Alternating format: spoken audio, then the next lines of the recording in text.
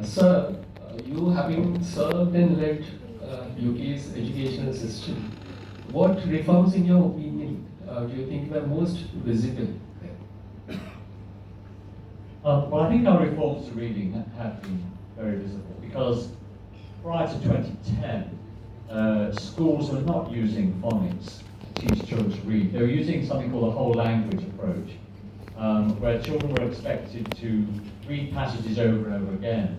And some very bright children were memorizing the passages, and then they were reading them back to the teacher from their memory. And there's one particular boy said to somebody, an expert in reading, she said, this boy said to her, "Miss, I'm so good at reading, I can do it with my eyes shut."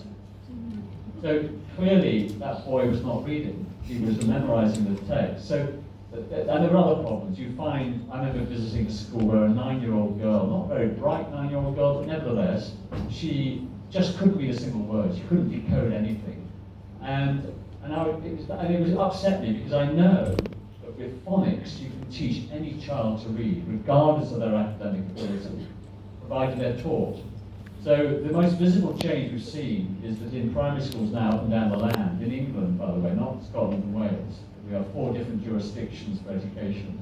And they haven't, I know you don't like the PISA thing, but they've gone down in PISA in Scotland and Wales in reading, in all the 3, and we've gone up. But you will see now in almost, I would say every single primary school in England, you'll see reading being taught with phonics, some phonics scheme on. And just,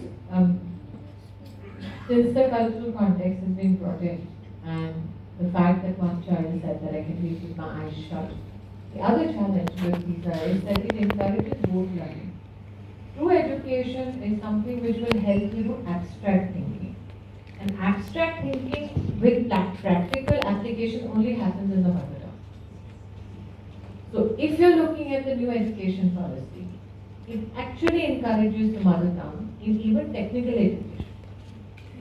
So technical and scientific education, the nomenclatures are universal, but the challenge happens in applicability.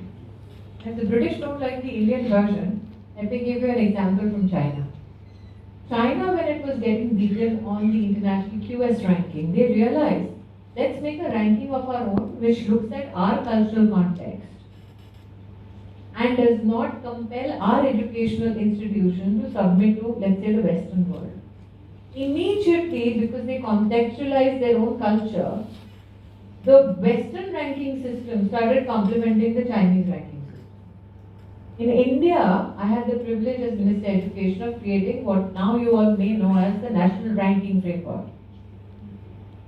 And the National Ranking Framework, the minute Indians started evaluating their competencies given international benchmarks while contextualizing the Indian capacity, suddenly you saw all of us going up in the QS ranking as well. So till you do not value your own systems, till you do not value your own context, there will be a compulsion that you conform to other standards.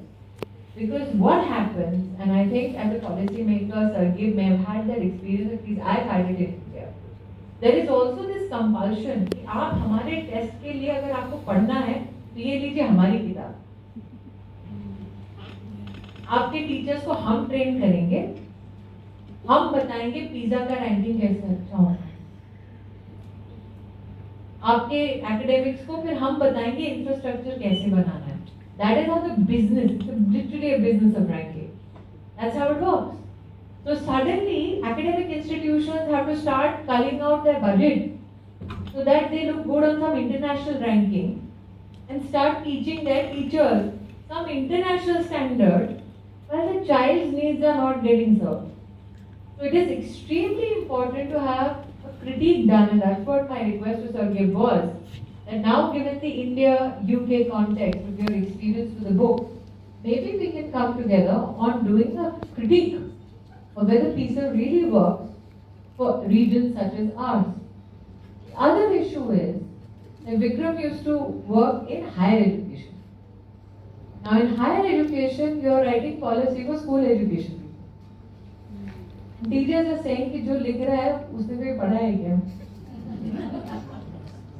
And the fact that teachers and VCs are laughing means I've hit the nail on the head. So when we made the national education policy, one of the first things we did was we went to 200,000 village education councils. We went to every district education officer. We went to every parent-teacher association. We went to every university vice chancellor and told them, please reach out to your academic council and ask, how would you like the teaching to be done? How would you like the policy to be made? So even for policy makers, when we make policy, it is essential to listen to people who are practicing it on the ground. And that is how you can see a differentiated, possibly second, third generation reform will come, because still you do not engage with those who practice it. You cannot have a holistic view of what is the need of the student, the teacher, the institution that is being served. Thank you, ma'am. Thank you, sir. Talking about reforms, my another question.